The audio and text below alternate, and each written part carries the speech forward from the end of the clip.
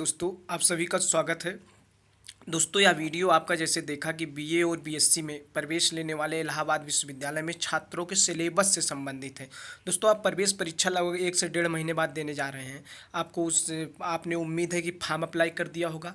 Form apply करने के बाद आप अपना से सब्जेक्ट चूज किया होगा। सब्जेक्ट कॉम्बिनेशन जो 10 सब्जेक्ट कॉम्बिनेशन आपको दिखाया होगा, आप अपने हिसाब से अच्छा कॉम्बिनेशन चूज किया होगा।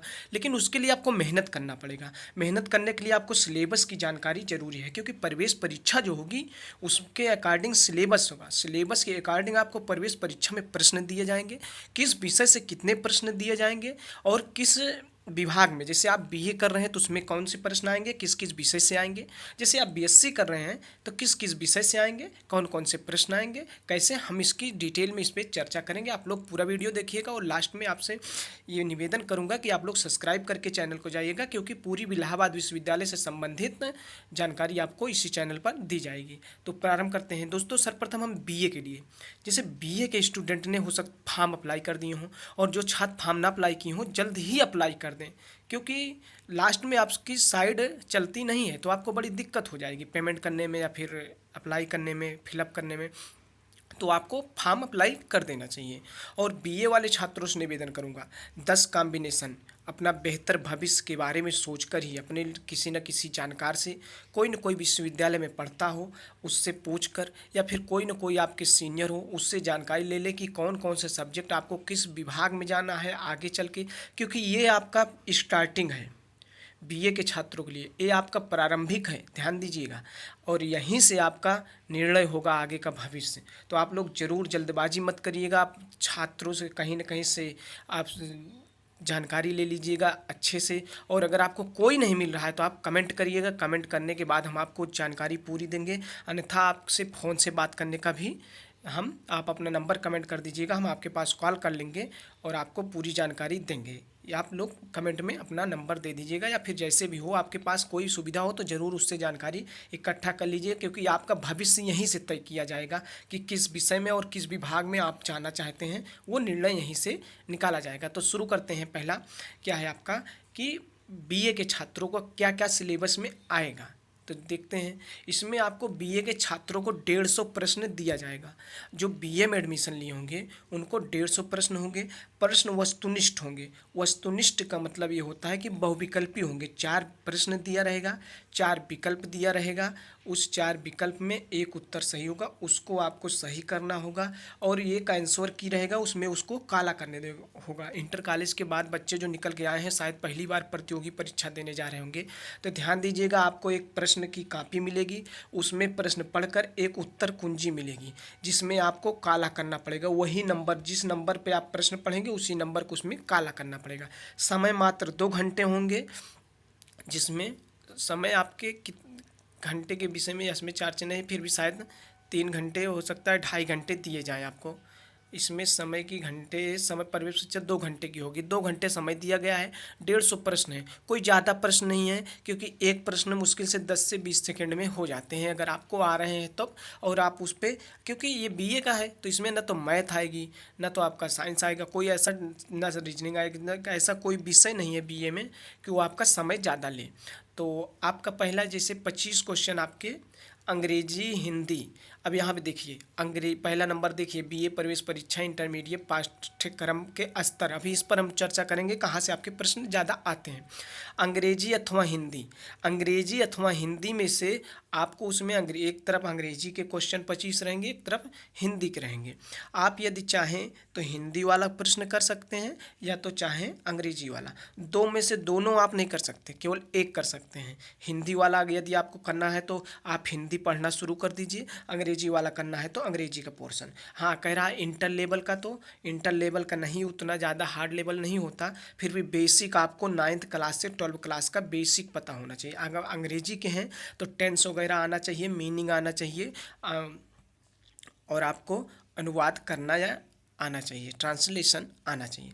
और हिंदी के हैं तो आपको हिंदी ग्रामर के सारे पोर्शन आपको आना चाहिए। ये आपका पहला 25% क्लियर हुआ।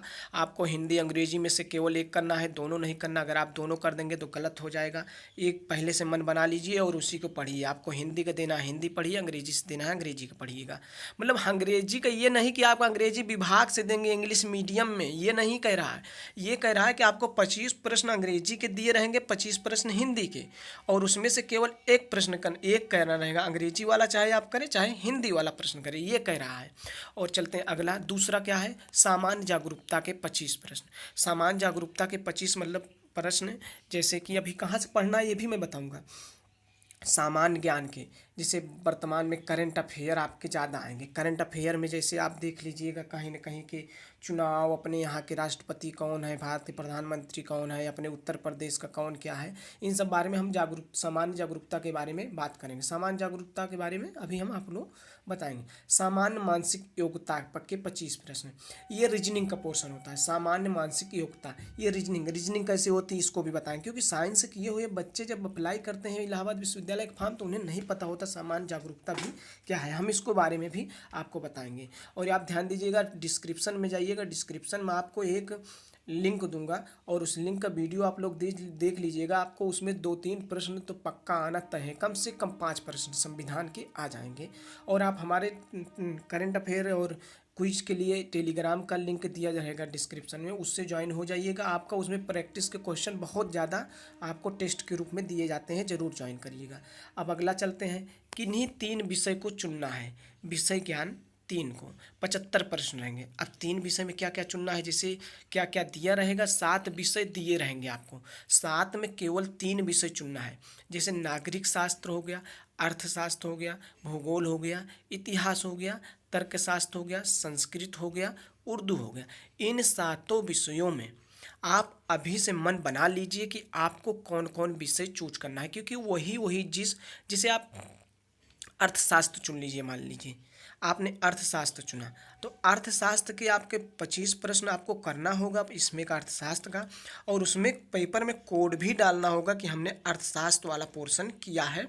एक कोड रहेगा अर्थशास्त्र का, और उसी में कोड आपको अपने उत्तर कुंजी में अप्लाई करना होगा कि हाँ आपने अर्थशास्त्र का कोड अप्लाई किया है, इसका मतलब आपने अर्थशास्त्र का उत्तर दिया है। एक हो गया आपका। आप जैसे एक भूगोल चूज कर लीजिएगा तो भूगोल का भी उसमें कोड डालना होगा, 25 प्रश्न आपके भूगोल। तो अर्थशास्त्र के आपके 25 हो गए, जैसे आपके भूगोल के 25 प्रश्न हो गए 50, और 25 इतिहास मान लीजिए, या तो आप 25 इतिहास के दे दीजिए, इतिहास 75 हो गए। आपको केवल इन 7 में से 3 विषय का करना है। अब आपको तय कर लेना है कि आपको इतिहास पढ़ना तैयार करना है, या भूगोल तैयार करना है, या तर्कशास्त्र बोले तो रीजनिंग का एकदम पोर्शन होता है। ये छोटा सिलेबस होता है, यदि आप पढ़ना चाहें तो पढ़ भी सकते हैं, क्योंकि आने वाले दौर में प्रतियोगी परीक्षाओं में काफ़ी आप ये सब पढ़ने को मिलेगा। आपका उम्मीद है बीए के छात्रों के लिए पूरा सिलेबस कंप्लीट मैंने बता दिया कि मात्र इन सब डेमो है एक प्रकार का। 3 सब्जेक्ट इसमें से चुनना है 75 क्वेश्चन में, और उसमें हिंदी और अंग्रेजी में से एक चुन लेना है। अब ये कहाँ से आपको पढ़ना चाहिए ये बता दे रहा हूँ।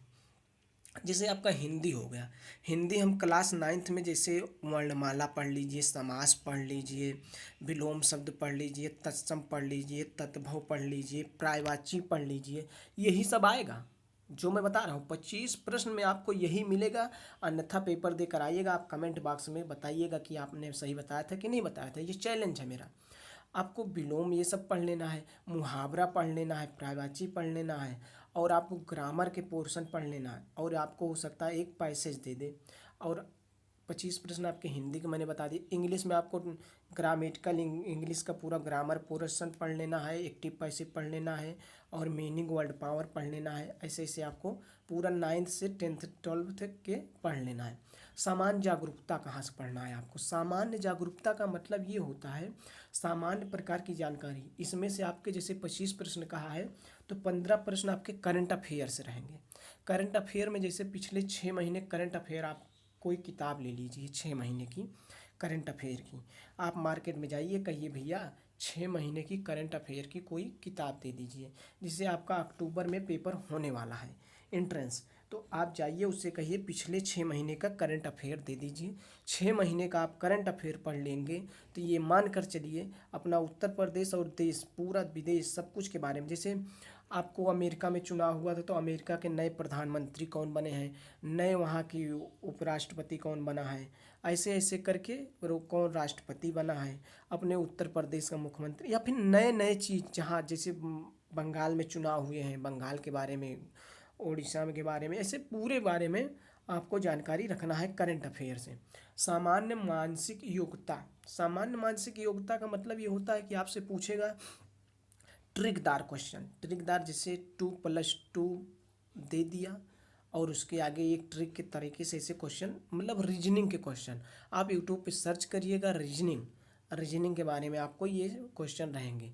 जैसे आपको दे दिया भेड़ा, बकरी और लकड़ी, इनमें से भिन्न कौन है तीनों में से, तो भेड़ा और बकरी तो जीव हैं लेकिन लकड़ी जीव नहीं है, तो ये ट्रिक यहीं दिमाग लगाना है, तो आपका लकड़ी भिन्न हो गया। ऐसे ऐसे क्वेश्चन सामान्य जागरूकता से पूछेगा भिन्नता के आधार पे। इसकी आप अगर किताब खरीदना चाहेंगे प्रवेश परीक्षा की, तो किताब मार्केट में आ गई होगी इलाहाबाद में या फिर आपके नज़दीकी मार्केट में। आप अब चलते हैं अगले प्रश्न की ओर। विषय के ज्ञान किन्हीं तीनों, जैसे आपको अर्थशास्त्र का उत्तर करना है तो हमारा तो मानना है इसमें से आप सबसे अच्छा कर सकते हैं इतिहास ले लीजिएगा, भूगोल ले लीजिएगा और नागरिक शास्त्र ले लीजिएगा। नागरिक शास्त्र के अंदर आपका संविधान आ जाएगा। संविधान का मैं एक लिंक लगाऊंगा आपको, ये इसके लिंक लगा दूंगा डिस्क्रिप्शन में, आप वहाँ से पढ़ लीजिएगा। उसके बाहर आपसे कुछ पूछेगा ही नहीं नागरिक शास्त्र से, और नागरिक शास्त्र के 25 प्रश्न आपके वहीं से क्लियर हो जाएंगे। चलते अब आपका बीएससी वालों के लिए हम चलते हैं। दोस्तों उम्मीद है आपको समझ में आया होगा। निवेदन है आप लोग चैनल सब्सक्राइब कर लीजिएगा बीए के छात्रों, और आपको ऐसी जानकारी यहाँ से मिलती रहेगी। चलते हैं आगे बीएससी के छात्रों के लिए। बीएससी के छात्रों का क्या सिलेबस है उसको भी क्लियर कर देते हैं। दोस्तों ऐसे ही जानकारी, हम इलाहाबाद विश्वविद्यालय का, मैं खुद एक छात्र हूँ और मुझे पूरा पता है उसके विषय में। आपको बीएससी के छात्रों का क्या है, आप लोग मेहनत ज़रूर करिएगा मेन कैंपस में एडमिशन लेने के लिए, ख़ास तौर पर बीकॉम हो गया, और ये बीएससी के छात्रों के लिए। बीएससी के छात्रों के लिए चलते हैं। बीएससी के छात्र जैसे कोई बायोलॉजी से बीएससी करना चाहता होगा, जो इंटर में बायो पढ़ा होगा, जो इंटर में मैथ पढ़ा होगा वो मैथ से बीएससी करेगा, तो ये कंपलसरी पेपर होगा इसमें। जैसे सामान्य अंग्रेजी अथवा सामान्य हिंदी 20 प्रश्न होंगे, 20 प्रश्न आपके, 2 घंटे का पेपर आपका भी होगा, 20 प्रश्न होंगे। तो 20 प्रश्न में आपको अंग्रेजी या हिंदी दोनों में से एक को चुनना रहेगा। आप चाहे अंग्रेजी कर लीजिएगा और चाहे हिंदी कर लीजिएगा, 20 प्रश्न इसमें से रहेंगे। अब ये डिपेंड करता है कि आप हिंदी पढ़ना पसंद करते हैं या अंग्रेजी पसंद करते हैं पढ़ना। आगे चलते हैं। 20 प्रश्न इससे रहेगा, 150 प्रश्न आपका भी रहेगा। आगे चलते हैं। ये बार बार इधर उधर हो जा रहा है भाई, कैसे, 1 मिनट, बस बस बस, किधर गया, ये महत्वपूर्ण तिथियां आ गई। 1 मिनट, आप लोग मेहनत करके मेन कैंपस इलाहाबाद विश्वविद्यालय में एडमिशन तो हो जाता है, लेकिन मेन कैंपस के लिए मेहनत करना पड़ता है। अब मेन कैंपस के लिए आपको मेहनत अधिक करना पड़ेगा, तब जाके मेन कैंपस मिलेगा, अन्यथा इलाहाबाद विश्वविद्यालय से जुड़े हुए बहुत से संगठक कॉलेज हैं, लगभग 10-12 कॉलेज हैं, उसमें फिर एडमिशन हो जाएगा। ये बीएससी के छात्रों के लिए बता रहा था। ये 20 प्रश्न आपके इससे बता दिए, सामान्य अंग्रेजी अथवा हिंदी। अब इसमें से आपको जो चूज़ करना हो, जो अच्छा लगे। हिंदी में क्या आएगा मैंने बताया है कि हिंदी में वही आएगा, अंग्रेजी में बताया है अभी ऊपर वीडियो में क्या बताएगा, वो भी आएगा, वही आएगा। अब चलते हैं सामान्य जागरूकता, इसमें भी है 10 प्रश्न हैं। सामान्य जागरूकता में आपको करंट अफेयर रहेगा, पिछले 6 महीने के करंट अफेयर पूछेगा। आप मार्केट में जाइए, 6 महीने का करंट अफेयर ले लीजिए। अब विज्ञान विषय इंटरमीडिएट पाठ्यक्रम के स्तर पर रहेगा, 120 प्रश्न रहेगा, जिनमें से भौतिक विज्ञान, रसायन विज्ञान, दोनों लोगों, चाहे बायो का स्टूडेंट हो चाहे मैथ का, दोनों लोगों के लिए भौतिक विज्ञान और रसायन विज्ञान कंपलसरी है। गणित तथा जीव विज्ञान में आपको, जो बायो वाले छात्र रहेंगे बायो का क्वेश्चन कर लेंगे 40 क्वेश्चन, और मैथ वाले मैथ का 40 क्वेश्चन कर लेंगे। अब इतने में से अब आपको इसमें पढ़ना क्या है, आप 9th क्लास से उठाइए, 12 क्लास के उतने नहीं रहेंगे, बेसिक क्वेश्चन रहेंगे। जैसे 9th क्लास में भौतिक विज्ञान में आपको भौतिक राशियाँ पढ़ाया जाता है, मूल राशियाँ पढ़ाया जाता है, केमिस्ट्री में इलेक्ट्रॉन, प्रोटॉन, न्यूट्रॉन ये सब पढ़ाया जाता है। यही सब बेसिक क्वेश्चन आप वहाँ तक पढ़ते चले जाइए, बेसिक बेसिक, कोई बड़ी हार्ड क्वेश्चन नहीं रहेंगे, बस बेसिक स्तर पर आप लोग पढ़ाई कर लीजिएगा। और बीकॉम के छात्रों के लिए चलते हैं, बीकॉम के छात्रों के लिए, बीकॉम के छात्र जो होंगे सामान्य अंग्रेजी अथवा हिंदी से उन्हें 25 प्रश्न देने होंगे, सामान्य जागरूकता से 25 प्रश्न रहेंगे, और वाणिज्यिक विषय जो उनके इंटरमीडिएट स्तर पर होगा, क्लास 9 से 12 तक के वाणिज्य विषय जो होगा उनका कॉमर्स होगा, 100 प्रश्न उसके रहेंगे।